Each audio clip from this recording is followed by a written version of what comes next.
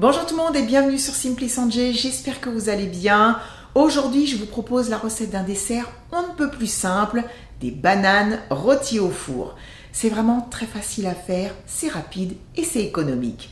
Bien sûr, ces bananes, vous allez pouvoir les déguster telles que, elles sont absolument délicieuses. Mais aujourd'hui, je vais y ajouter quelques ingrédients supplémentaires pour en faire un dessert ultra gourmand. J'espère que la recette va vous plaire. Si c'est le cas, n'oubliez pas de mettre un like. Et moi, je vous explique tout en images. C'est parti!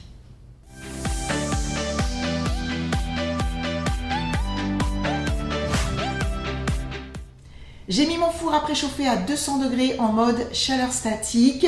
J'ai donc devant moi des bananes. Je vais les couper dans l'épaisseur sans ôter la peau.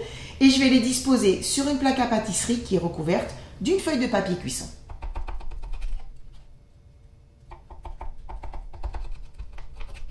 Je vais faire une petite mixture très rapidement pour parfumer les bananes. Ce n'est pas obligatoire puisque je sais très bien que tout le monde n'aime pas ces ingrédients. Surtout en plus s'il y a des enfants qui dégustent ces bananes puisque je vais utiliser du rhum ambré et un citron vert. Je vais ajouter dans le rhum les zestes du citron que je vais prélever avec une râpe et également le jus de la moitié du citron.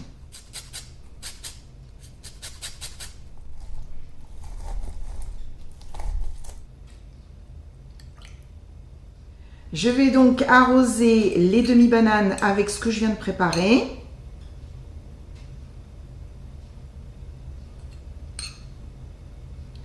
Donc elles ont un petit peu noirci parce que j'ai tardé à faire cette mixture. J'ai été interrompue. Je vais les saupoudrer avec du sucre. Donc moi j'ai choisi de la vergeoise brune. Bien sûr, n'importe quel sucre, de la cassonade, un sucre blanc, ce que vous avez sous la main. Attention tout de même à ne pas trop les sucrer si vos bananes sont très mûres. Et il ne me reste plus qu'à ajouter sur chacune d'elles quelques petits morceaux de beurre.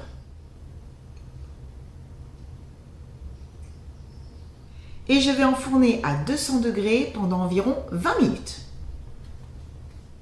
J'ai sorti la plaque du four il y a quelques minutes. Regardez-moi ces bananes comme elles sont superbes. Et dommage que vous n'ayez pas l'odeur parce que je peux vous dire que ça sent vraiment très très bon. Vous pouvez les déguster telles que, chaudes ou tièdes. Et moi j'ai envie d'apporter à ce dessert encore plus de gourmandise. Ce n'est pas obligatoire bien sûr. Je vais les servir avec de la glace vanille, des biscuits que j'ai concassés avec un rouleau à pâtisserie, ce sont des sablés, et puis une sauce au chocolat maison. Je vous mettrai dans la barre d'informations comment la réaliser, c'est vraiment tout simple.